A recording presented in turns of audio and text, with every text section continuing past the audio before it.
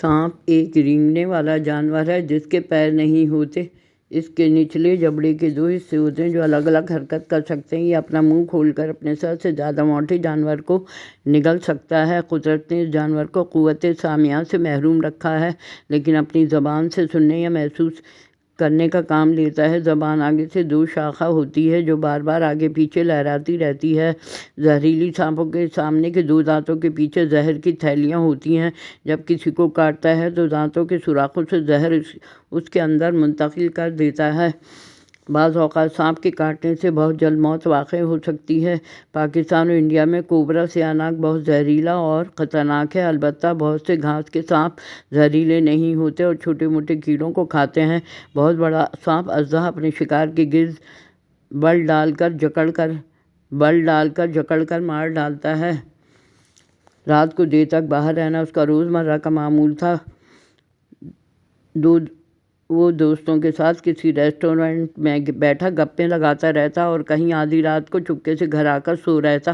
صبح کو سب گھر والے ناشتہ کر کے اپنے اپنے کاموں میں لگ جاتے تو وہ پھر کہیں وہ جاگتا، اپنا ناشتہ خود بنا کر کھا پی کر بن ٹھن کر باہر نکل جاتا۔ باپ کو فوت ہوئے 2 سال ہو چکے تھے اور بڑا بیٹا ہونے کے ناطے کنبے کے 5 افراد کی دیکھ بھال کی ذمہ داری اسی کی تھی، لیکن اسے تو کوئی پرواہ نہ تھی۔ امی اسے کئی بار سمجھا چکی تھی کہ اب اپنی ذمہ داری کو پہچانو اور سیدھی راہ پر آ جاؤ۔ موسم بہار کا اختتام ہو چکا تھا اور خزاں رسیدہ درختوں پہ کلیاں شگوفے کھلنے لگے تھے۔ ہر طرف ہریالی پھیل چکی تھی، فضا صاف اور خوشبودار تھی۔ اس موسم میں کبوتر بازوں کے درمیان مقابلہ منعقد ہوتا تھا۔ مقابلے کا باقاعدہ اعلان ہو چکا تھا۔ کبوتر بازوں کے درمیان جھورا کڑا کڑ کر چل پھر رہا تھا اور اسے دیکھ کر تمام کبوتر باز ہنس رہے تھے۔ ہنسنے کی وجہ یہ تھی کہ جھورا ہر سال ہار جایا کرتا تھا اور انہیں یقین تھا کہ اس بار بھی جھورا ہار جائے گا۔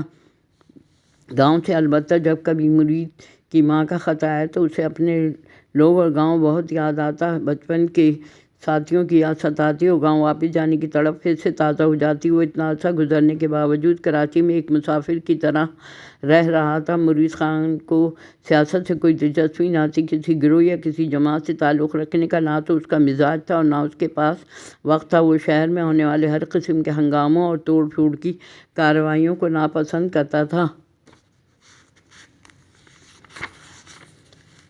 یہ سوچتے ہوئے سہیل کے کلاس ٹیچر ڈائری کو ہاتھ میں تھامے پھر اپنی کرسی پر آ کر بیٹھ گئے۔ انہوں نے سوچا کہ میں سہیل سے اجازت لے کر یہ کام کروں گا، مگر پھر دوسرے ہی لمحے ان کے ذہن میں آیا کہ استاد تو روحانی باپ ہوتا ہے۔ اس پاک اور مخلص رشتے کے ناطے اس کے لیے تو یہ ضروری ہے کہ وہ اپنے شاگردوں کے ارادے کو چیک کرے تاکہ جہاں کہیں انہیں سیدھی راہ سے بھٹکتا ہوا پائے وہیں ان کی رہنمائی کر دے۔ چنانچہ اپنے ضمیر کو مطمئن کر کے وہ سہیل کی ڈائری پڑھنے لگے۔ مسلمانوں کو نہ صرف اپنا جسم اور لباس صاف ستھرا رکھنے کی ہدایت ہوتی ہے بلکہ سارا ماحول صاف و سہانا رکھنے پر بھی زور دیا گیا ہے۔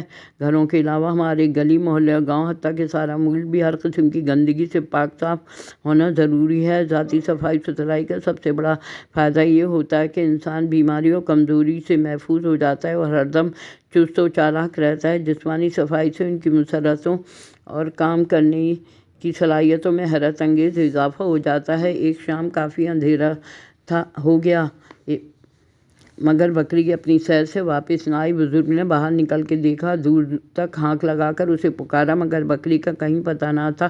اوپر سے موسم بھی خراب ہو رہا تھا، آسمان پر سیاہ بادل چھائے ہوئے تھے، طوفان کی آمد محسوس ہو رہی تھی۔ انہیں احساس ہوا کہ کہیں بکری بھٹک کر جنگل میں نہ نکل جائے اور کسی درندے کا شکار ہو جائے۔ اتنے میں برف گرنے لگی۔ بزرگ نے سرد ہوا سے بچنے کے لیے اپنی پوستین کے تکمے اچھی طرح بند کیے اور بکری کی تلاش میں دور تک نکل گئے، یہاں تک کہ جنگل کے کنارے پہنچ گئے۔ بکری کا تو کہیں سراغ نہ ملا، البتہ جنگل میں شیر کے دہاڑنے کی گونج سنائی دی۔